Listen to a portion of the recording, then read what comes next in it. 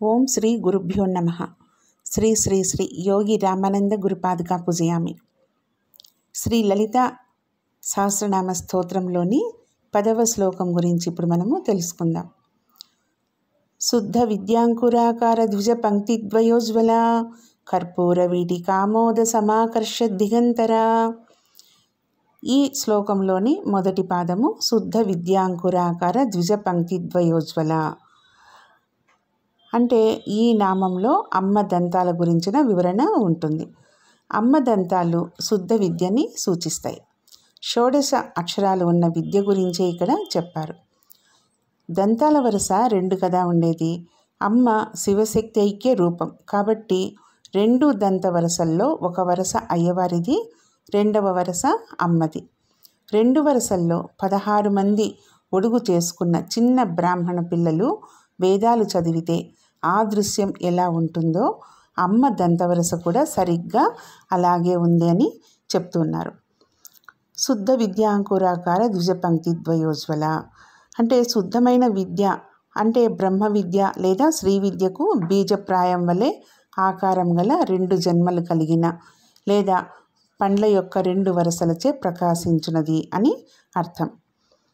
శుద్ధ విద్య లేక శ్రీ విద్య లేక షోడశీ విద్య పర పశ్యంతి మధ్యము, అది క్రమంగా వైఖరి రూపమై ముఖము నుండి బహిర్గతమై గురువు నుండి శిష్యునికి విస్తరిస్తుంది.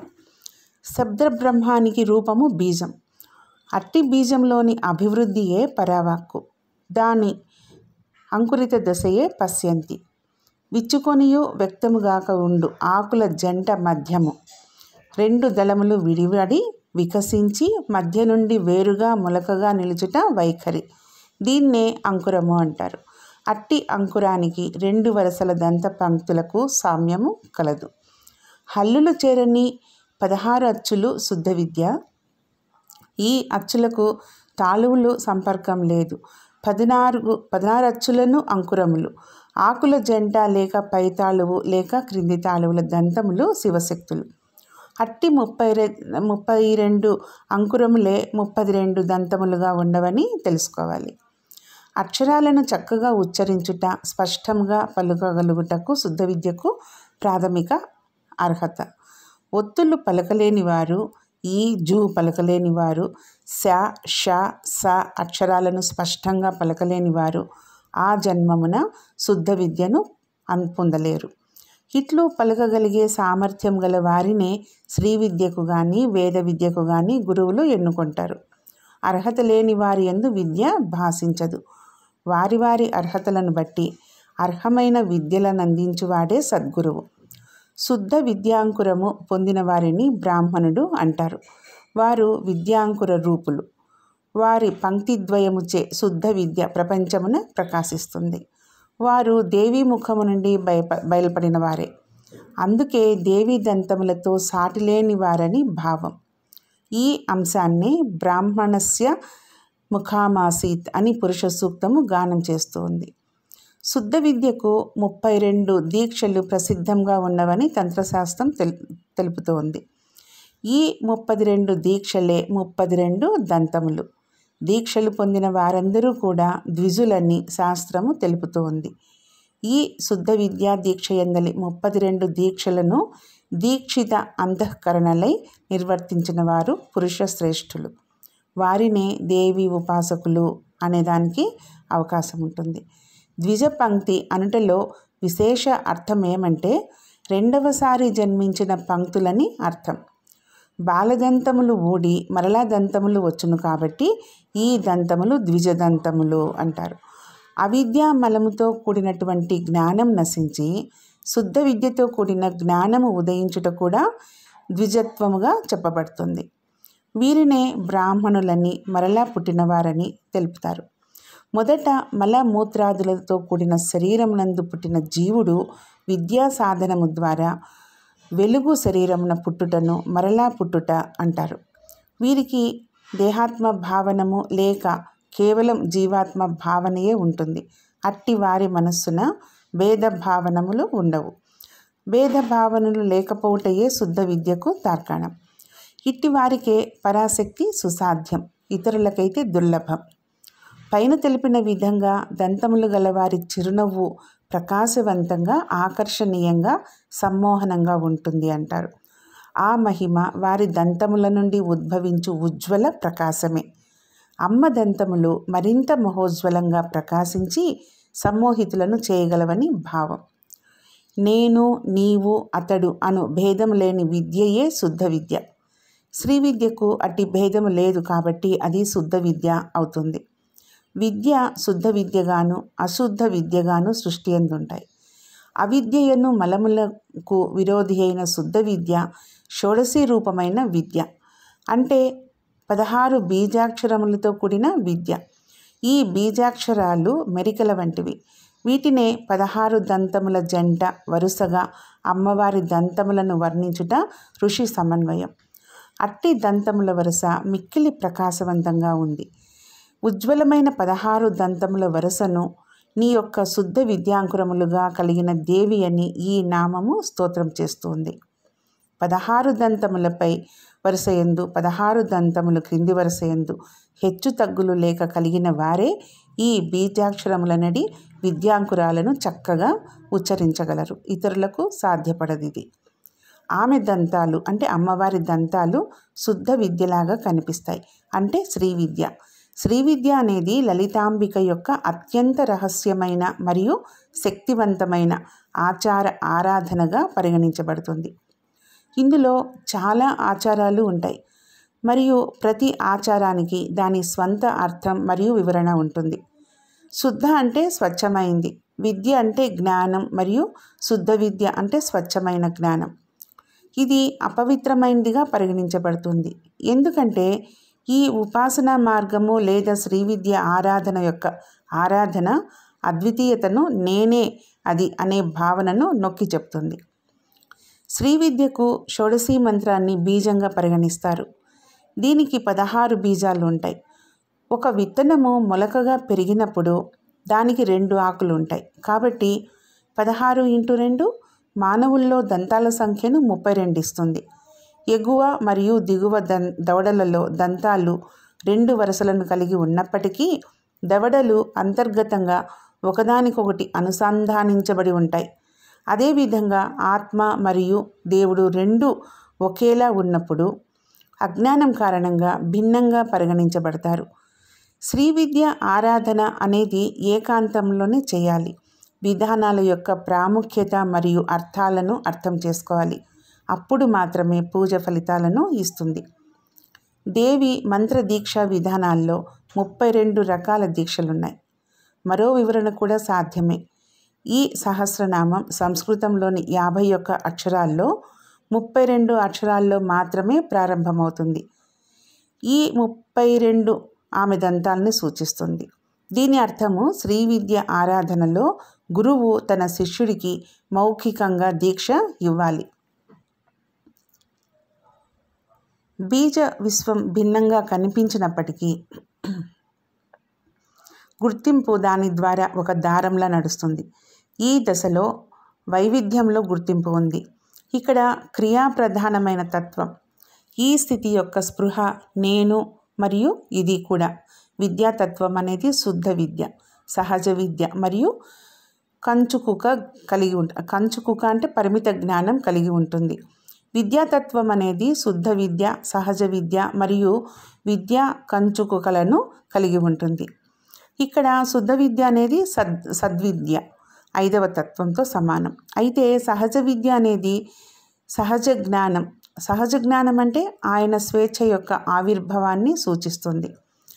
సహజ విద్యను శుద్ధ విద్య అని కూడా పిలుస్తారు.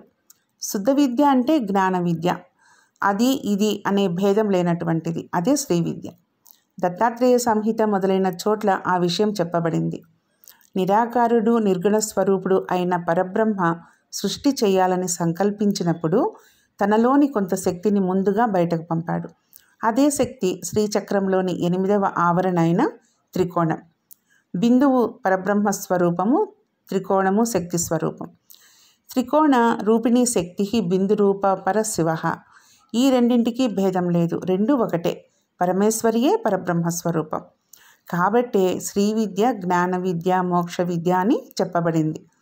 శ్రీ విద్యలో పంచదశి మహామంత్రం గాయత్రి వంటిది. కాగా షోడశి మంత్రము జ్ఞానప్రదాయిని. ఇదే బ్రహ్మ విద్య. ఆధార చక్రం నుండి బయలుదేరి ముఖం ద్వారా బయటకు వచ్చిన శ్రీ విద్య గురు శిష్య పరంపరగా వ్యాప్తి చెందింది. శబ్దబ్రహ్మ రూపమైనటువంటి బీజంలోని అభివృద్ధి దశ పరావాక్కు, అంటే పరాస్థానంలో వాక్కుకు నాంది ఏర్పడుతుంది. అక్కడి నుండి ఆధార చక్రంలో అంకురంగా ఉంటుంది. అది పశ్యంతి వాక్కు. అక్కడి నుండి అనాహతం దగ్గర వరకు ఉండే వాక్కు మధ్యమ. ముఖము నుండి బయటకు వచ్చేది వైఖరి వాక్కు. పరావాక్కు బ్రహ్మరంధ్రం దగ్గర పుడుతుంది. ఇది వాక్కుకు ఊహ. పశ్యంతి వాక్కు ఆధార చక్రంలో గాలి బుడగలాగా పుడుతుంది. ఇది మొలకెత్తుతున్న ధాన్యపు గింజలాగా ఉంటుంది. అది క్రమేణా అభివృద్ధి చెంది మొలక నుంచి 2 ఆకులు కలిసి బయటకు వచ్చినట్లుగా ఉంటుంది. పరావాక్కుకు ఇది అని ఇదిమిద్దంగా చెప్పలేం. కేవలం ఇది ఊహ. పశ్యంతి వాక్కు కొద్దిగా తెలుస్తుంది, కానీ అది ఏమిటనేది పూర్తిగా తెలియదు.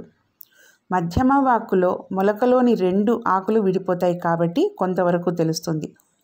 ఈ మధ్యమ వాక్కు కంఠస్థానం చేరి అక్కడ విశుద్ధి చక్రంలోని 16 దళాలలో గల అచ్చులతో కలిసి స్వచ్ఛంగా బయటకు వస్తుంది. అది వైఖరి వాక్కు ఆధార చక్రం నుంచి అనాహతం వరకు కేవలం హల్లులే ఉంటాయి. అందుచేత వాక్కులో స్వచ్ఛత ఉండదు. కకారాది క్షకారాంత వర్ణాస్తే శివరూపిణః, అంటే కా నుండి క్షా వరకు ఉన్న హల్లులు శివరూపాలు, అలాగే అచ్చులు శక్తి రూపాలు. ఈ 2 కలిస్తేనే పూర్తిగా స్వరం బయటకు వస్తుంది.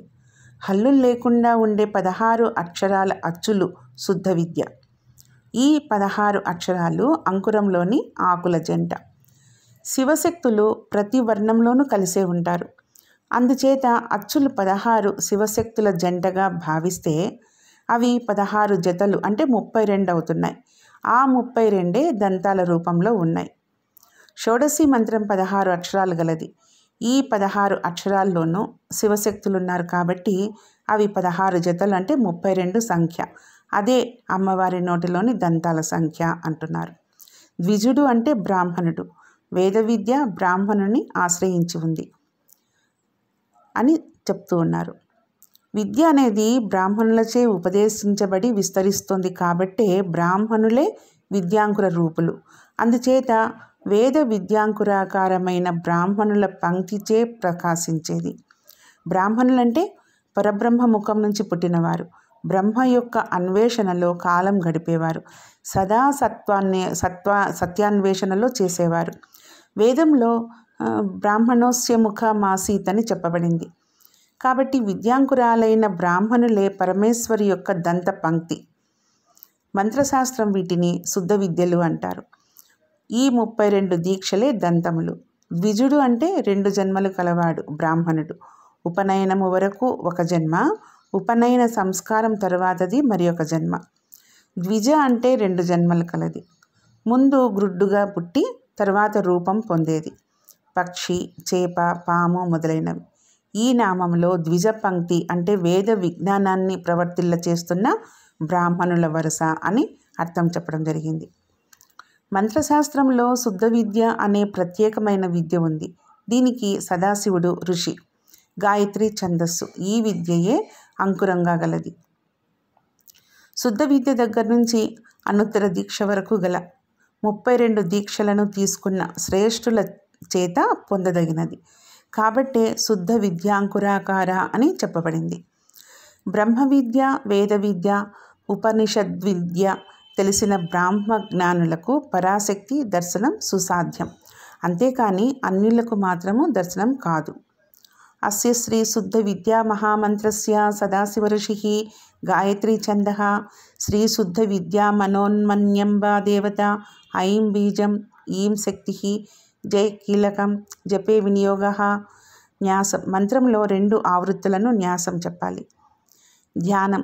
శుద్ధ స్ఫటిక సంకాశం శుద్ధ విద్యా మనోన్ననీం పుస్తకం చాక్షమాలాం చ జ్ఞానముద్రామభీతికం ధారయంత్రీం శివాం దేవీం పశుపాస విమోచనీం సర్వమంత్ర ప్రకాశం చ మాతృకారూపిణీం భజే.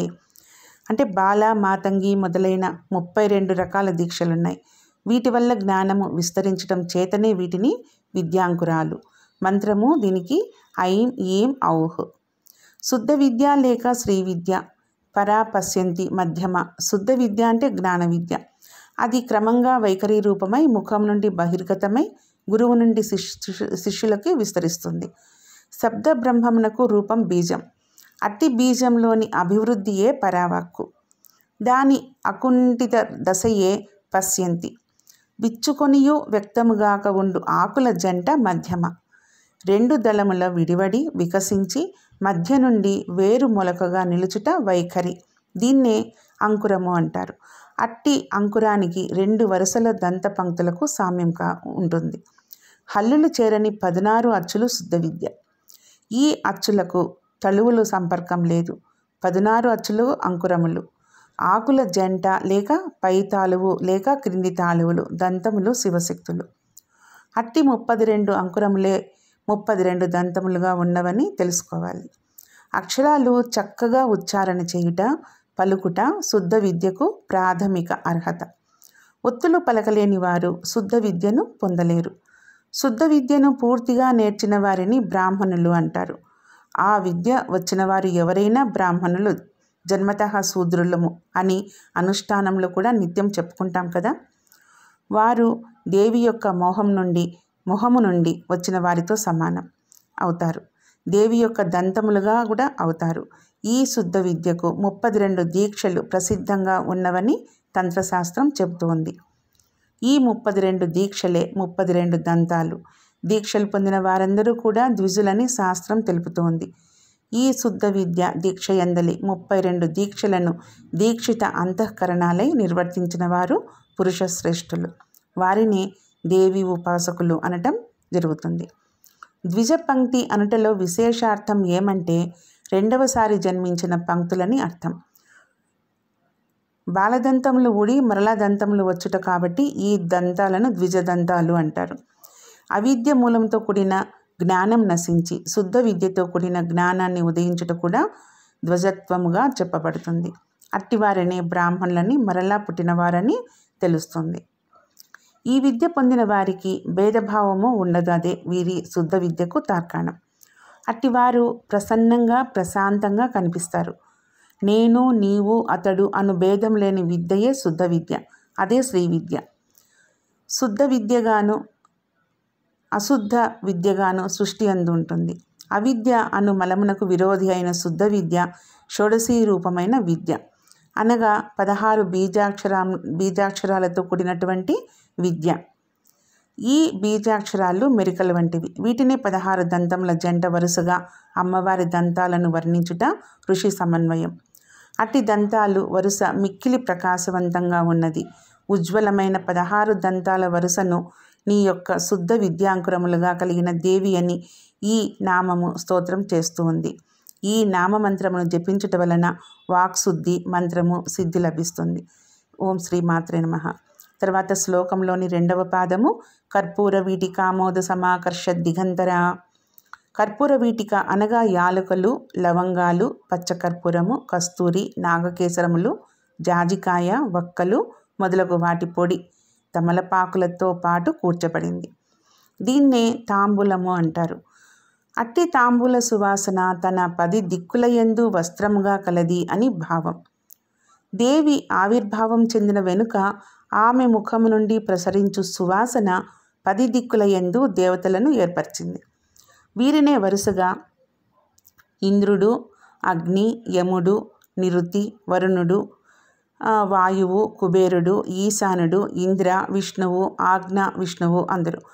దేవి తాంబూల సువాసన నుండి ఏర్పడిన ఈ దిగ్దేవతలు కేవలము ఆ సువాసనల యందు ఆసక్తి కలవారై తమ తమ కార్యాలను నిర్వర్తించుచున్నారని కవి భావం. దేవి తాంబూలపు సువాసన దశ దిశలకు వ్యాపించుటచే ఆమోద అను పదమును మంత్రమున వాడిరి. ఆ సువాసన వ్యాపమునకు దిగంతరములన్నీ కూడా సమాకర్షణము చెందుచున్నవని భావం. సాధకుని నోరు కూడా ఇట్లు సువాసనలు పొందినచో ఆ నోటియందు అమ్మవారు నివాసమున్నట్లే. సుశబ్దములు పలుకు నోటియందు సువాసన ఉంటుంది. నోటి దుర్వాసన నోటి వినియోగపు తీరును మార్చుకొనమని సందేశమిస్తుంది. కేవలము ఖరీదైన పండ్ల పొడి పేస్టులతో నోటి దుర్వాసన అరికట్టలేం కదా. సమ్యక్ భాషణమే నోటి సువాసన రహస్యం. అట్టి వారికి దిగ్దేవతల సహకారం ఉండునని కూడా తెలుసుకోవాలి. వాక్కుయే సమస్త సృష్టిని ధరించి ఉంది కాబట్టి వాక్కును సరిచూచుకుని వారు సువాసన వలన దిక్కుల రక్షణను కలిగి ఉన్నారు. కర్పూర వీటికామోద సమాకర్ష దిగంతర. కర్పూర వీటిక అనేది తమలపాకులతో పాటు నమలడానికి ఉపయోగించే సువాసన గల పదార్థాల కలయిక. ఉపయోగించే పదార్థాలు ఏవంటే కుంకుమ, ఏలుకలు, లవంగం, కర్పూరం, కస్తూరి, జాజికాయ మరియు జాపత్రి లేదా మిరిస్టికా ఫ్రాగ్రాన్స్ లేదా జాపత్రి పదార్థాలను మెత్తగా పొడి చేసి పొడి చక్కెర మిఠాయిలతో కలుపుతారు. ఈ కర్పూర వితేక పొడిని తమలపాకులతో కలిపి నమలడానికి ఉపయోగించినప్పుడు అపారమైనటువంటి సువాసన మరియు రుచికరమైన రుచిని ఇస్తుంది. ఆమె దీనిని నమిలినప్పుడు, ఆమె అంటే ఇక్కడ అమ్మవారు, ఇది మొత్తం విశ్వానికి సువాసనను అందిస్తుంది. ఇది 559వ నామంలో బాగా తెలుసుండాలి. తర్వాత లలితా త్రిశతిలో పంచదశి మంత్రం ఆధారంగా 300 నామాలు ఉన్నాయి. దీంట్లో కూడా 14వ నామం ఇదే అర్థాన్ని ఇస్తుందన్నమాట. అది కూడా చదువుకోండి. బహుశా దీని అర్థము ఆమె ఈ సువాసన ద్వారా అజ్ఞానులను ఆకర్షిస్తుందని కావచ్చు. జ్ఞానవంతులైన పురుషులు భక్తి ద్వారా ఆమెను చేరుకోవచ్చు. అయితే అజ్ఞానులకు ఆమె అనుగ్రహం పొందడానికి ప్రేరణ అవసరం. ఈ ప్రేరణే ఇక్కడ ప్రస్తావించబడినటువంటి సువాసన. కర్పూరము మొదలైన సుగంధ ద్రవ్యాలతో కలిసిన తాంబూలం వేసుకోవడం వలన దిగంతముల వరకు సువాసనలు వ్యాపించింది. అసలు తాంబూలంలో ఏం వేస్తారు? కర్పూర వీటిక అంటే ఏంటి?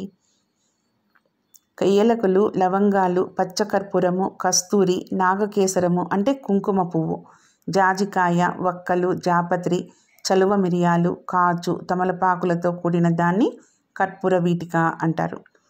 ఈ తాంబూలం యొక్క సువాసనను ఆఘ్రానిస్తున్న దిక్పాలకులే వస్త్రంగా కలది అని అర్థం. దేవి ముఖం నుంచి బయటకు వచ్చే తాంబూల కబళము కోరుతున్న దేవతలకు అది లభించలేదట. కనీసం దాని వాసన అయినా గ్రహిద్దామని వారు ఆ సువాసనను ఆఘ్రానిస్తున్నారు. కర్పూర వీటికను వేసుకోవడం వల్ల దేవి ముఖ పరిమళము దిగంతాలకు వ్యాపించింది. దేవి తాంబూలాన్ని, దాని పరిమళాన్ని వర్ణిస్తూ శంకర భగవత్పాదుల వారు, తల్లి రాక్షసులను జయించి యుద్ధరంగాన్నించి తిరిగి వస్తూ శివ నిర్మాల్యము వద్దనుకున్న కుమారస్వామి, విష్ణువు, ఇంద్రుల చేత నీ నోటి నుంచి వస్తున్న తాంబూల కబళములు కాజేయబడుతున్నాయి. అంటే శివ నిర్మాల్యముల కన్నా శక్తి యొక్క తాంబూల కబళానికే ప్రాముఖ్యత ఉన్నదని చెప్తున్నారు. కర్పూర వీటిక అంటే యాలకులు, లవంగము, పచ్చకర్పూరము, కస్తూరి, నాగరకేశములు, జాజికాయ, వక్కలు ఇవన్నీ కూడా తమలపాకులతో పాటు కూర్చబడ్డాయి. దీన్నే తాంబూలం అంటారు. అట్టి తాంబూల వాసన తన 10 దిక్కులకు వ్యాపించి ఉన్నది అని భావం. దేవి ఆవిర్భవించిన వెనుక ఆమె ముఖము నుండి ప్రసరించు సువాసన 10 దిక్కుల యందు దేవతలను ఏర్పరిచింది. వీరినే వరుసగా ఇంద్రుడు, అగ్ని, యముడు, నైరుతి, వరుణుడు, వాయువు, కుబేరుడు, ఈశానుడు, ఇంద్రవిష్ణువు, ఆజ్ఞా విష్ణువు అంటారు. దేవి తాంబూలం సువాసన నుండి ఏర్పడిన ఈ దిగ్దేవతలు కేవలము ఆ సువాసన యందు ఆసక్తి కలవారై తమ తమ కార్యాలను నిర్వర్తిస్తున్నారు అని కవి భావం. దేవి తాంబూల సువాసన దిశ దశలకు వ్యాపించుటచే ఆమోద అను పదము మంత్రంగా వాడిరి. ఆ సువాసన వ్యాపనమునకు దిగంతములన్నీ కూడా సమాకర్షణములు చెందుచున్నాయని భావం. వాక్కుయే సమస్త సృష్టిని ధరించి ఉంది కాబట్టి వాక్కును సరిచూసుకుని వారు సువాసన వలన దిక్కుల రక్షణను పొందుతారు. అంటే నోరు మంచిదైతే ఊరు మంచిది అవుతుంది అని ఈ నామం యొక్క భావం. ఓం శ్రీమాత్రే నమః. రేపు ఇంకొక శ్లోకం యొక్క అర్థాన్ని తెలుసుకుందాం. ఓం శ్రీ గురుభ్యో నమః.